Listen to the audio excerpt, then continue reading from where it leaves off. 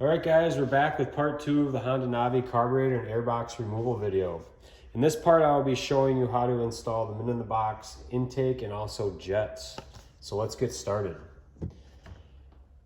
Before I started doing this, I wanted to actually put some tape on the carburetor so there was no foreign contaminants, anything like that getting inside the carburetor. You are going to be handling it a little bit, so it is a good idea just to put something in there to cover it a little bit, and the best idea would be tape because you don't want to jab a paper towel or anything else inside of that because that could actually have some of the fibers fall into it, anything like that. So I decided to use tape just because it's sticky on one side and chances of something falling in is going to be greatly less. So let's get started on taking off the airbox. Very simple off the carburetor. You have a Phillips screw right here, and all you have to do is loosen that up and get it to the point to where it's, you know, movable. So just pull it off and there it is. Get that out of the way here. So once you have the carburetor off, you're going to want to flip it upside down. Hopefully no gas falls on you. Prior to doing that, just pour it out, you know, in a little bucket or something like that, or use your towel. But you're going to want to go ahead and you have two Phillip heads right here. And all you do is just loosen them, take them off. Not too bad, both the same size. So you can mix them up, it's not going to matter.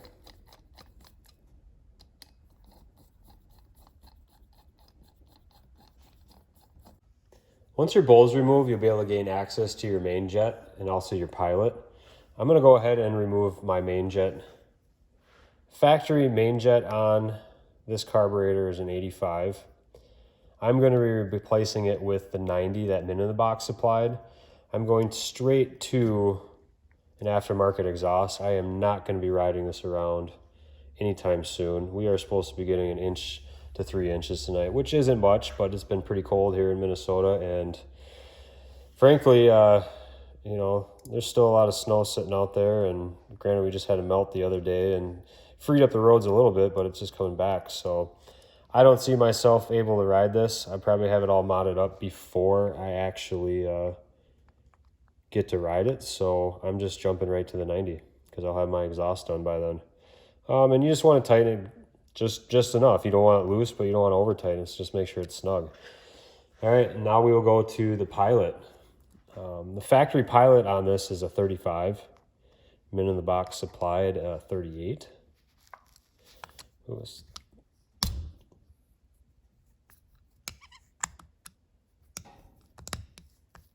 So yeah, I've seen a couple videos of guys doing the Mnnthbx intake, and it actually sounds pretty cool. I'm excited for that, to hear it in person. So we'll get these switched out and we'll get this all set up.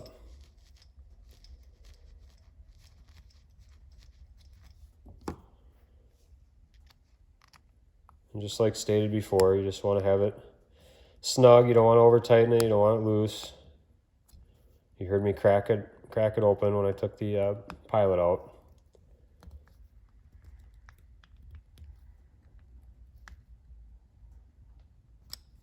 All right, now we'll go ahead and put the bowl back on.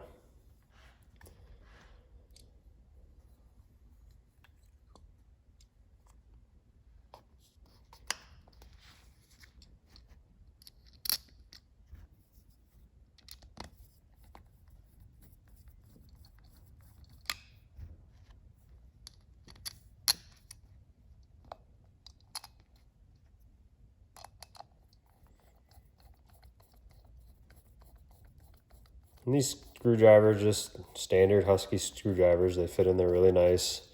They don't strip. This is a P1 that I got.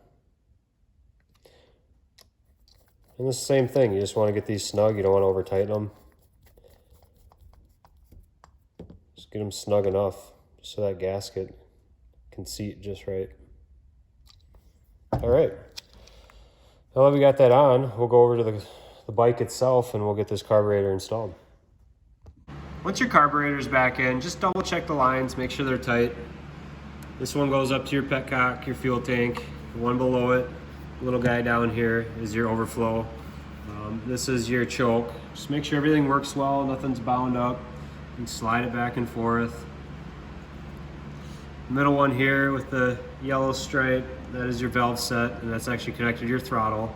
That has a spring. It also has the needle jet and the throttle slide in it. And you just want to go up to the handlebar and just roll back the throttle, make sure it's all moving well. And I also want to recap on my first video. I said that there's 2 bolt sizes for the actual carburetor itself, and it's not. I don't know why I told you 2 different sizes. It actually is an 8 on both sides. So to clarify that, but once it's back together, just double check everything, make sure everything's good. You can remove tape when you're ready to install your intake. But let's go ahead and get our Mnnthbx intake installed.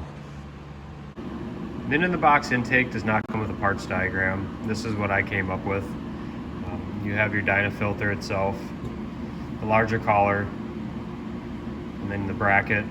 On the bracket itself, it does appear that one side is smaller than the other. So if you look inside your filter here and actually kind of how it would seat up, you want the smaller one with the filter, the larger side to go to the silicone hose. Then you have your 2 smaller collars. Obviously this goes to the bracket and this is going to go to your carburetor itself. Then you have your Allen head, little beveled spacer. But yeah, let's go get her installed. Alright guys, Mnnthbx air intake and jets installed. Looks pretty good. You can see the bracket there is actually connected to the housing and not the case. And I'll button this stuff up later. I have the gas cap on the final reduction breather tube, and I'm actually still waiting for the crankcase breather hose filter. That was supposed to be here today actually, and it's delayed. So we'll see how long that takes to get here. Should be here tomorrow, hopefully the next day, but I'll get that put on there. But I guess I don't need this fender anymore, so take that sucker off. Yeah, opens up the back end pretty good. Just have to get rid of the license plate at some point and the exhaust at some point too. Yeah, I think it looks pretty good. I'll get the rest of the bike buttoned up. I was actually thinking of doing a matte stealth paint protection to it, and that would actually kind of dull up the shininess and kind of turn it to satin. I think it would actually look kind of cool on there. At least try it out. So I was gonna mess around with some paint protection and dull up the shininess and see what it looks like. But I'll go back to the air filter here. I have not started it yet, and it's got the 90 jet in there. So let's give her a start and see what she sounds like. Turn the gas on. I think it's down.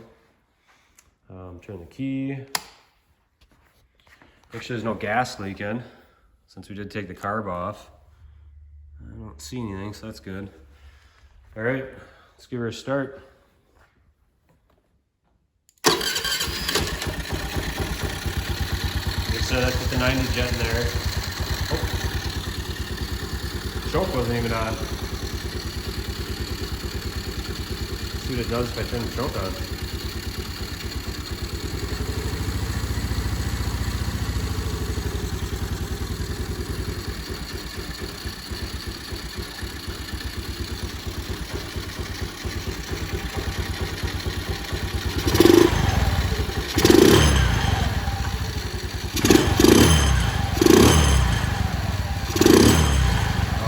Pretty good once you get exhaust on this thing.